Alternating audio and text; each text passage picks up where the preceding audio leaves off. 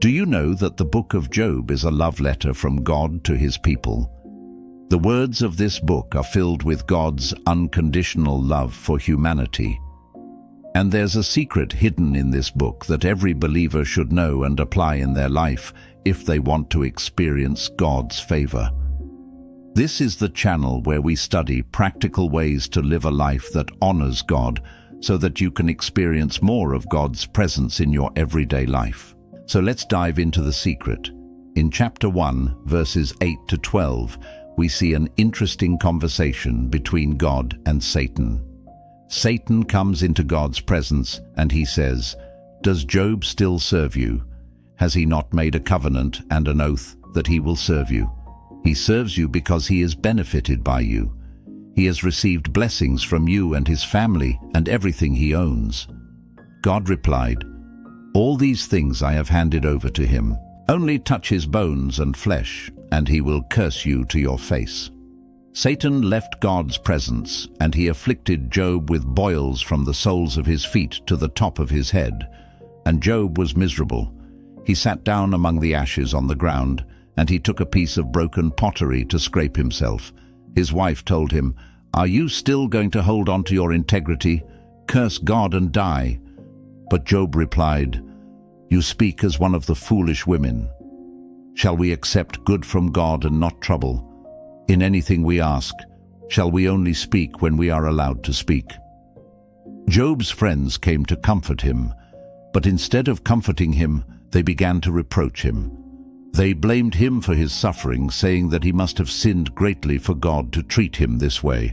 And Job responded, "As surely as God lives, who has taken away my right to offspring and the desire to have sons as long as my breath is still in me, and the Spirit of God has not made an end of me, I will not stop speaking. I will not deal falsely or speak nonsense. What makes you think that my words can be kept secret? I am endowed with deep thought. The words I would speak would be too many if they were spoken. As long as your soul remains in your body, I will speak." Through all this, Job never sinned. God spoke to Job out of the whirlwind and asked him, "Who is this that darkens my counsel without any knowledge?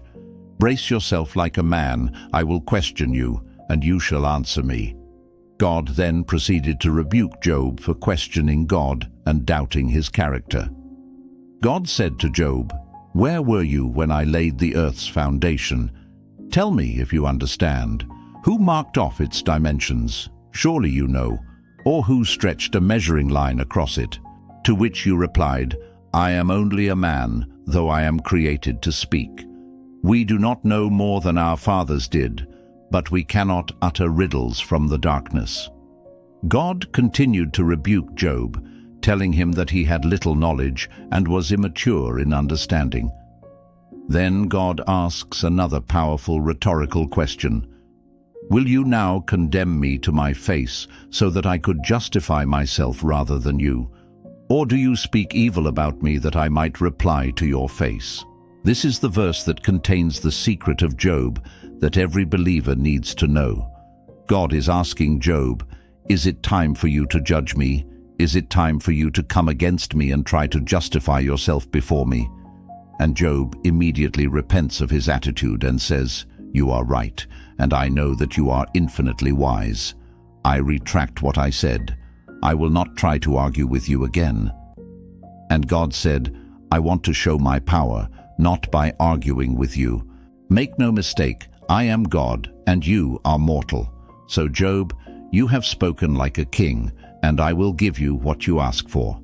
Now, listen carefully to Job's response. He says, "Only now I have received the answer I desired. I will praise you, and I will not cease to extol your majesty. And I will sing to you as long as I live. I will believe, and I will wait for you for salvation. For salvation, I will praise you among the upright men of the earth." Let's pause here and let that sink in. When Job went through his trials, he didn't stay focused on the problem. Instead, he started to blame God. And when he questioned God's character, God used the opportunity to correct his perspective. You see, It's easy to get caught up in the struggles of life and start blaming God, thinking that He's unfair or uncaring. But the truth is, there is always more to the situation than what meets the eye. Sometimes God allows challenges to come our way to help us grow spiritually and to draw us closer to Him. When Job realized that he had judged God wrongly, his focus shifted from complaining to praising God. He understood that God was just, even if he didn't understand why he was going through what he was going through. So the first lesson we learn from Job is to not let our circumstances cause us to question God's goodness and justice. We need to remember that God is sovereign and He has a plan for everything that happens in our lives. Just because we don't understand something doesn't mean that God isn't in control. Now, after God finished talking to Job, He blessed Job more than before. Why? Because Job was obedient to God even in his pain. And this leads us to the second lesson, which is that God rewards obedience. In the New Testament, we are told to resist the devil, and he will flee. James wrote, "Submit yourselves therefore to God. Resist the devil, and he will flee." Notice how the Bible says that the devil flees when we resist him. The moment Job chose to obey God, even though he didn't understand why he was going through those trials, the enemy lost power over him, and immediately God blessed him. Sometimes in life, we go through difficult situations that seem to come out of nowhere. We don't know why we're going through them, but we need to remember that God is in control and that He has a reason for allowing those challenges to come our way. Our choice in those moments is to trust in God and His goodness. The moment we choose to submit ourselves to God and resist the attacks of the enemy, we break the power of the enemy over our life, and God will bring us out of our problems. So let's remember this secret of Job. Let's make sure that we don't question God's goodness when we face challenges, because that will only cause us to stray from the path God has for us. Instead, let's choose to trust in God's perfect timing and His goodness. Let's choose to resist the attacks of the enemy, and let's choose to walk in obedience to God, because when we do, God will be with us, and He will help us through whatever we're facing.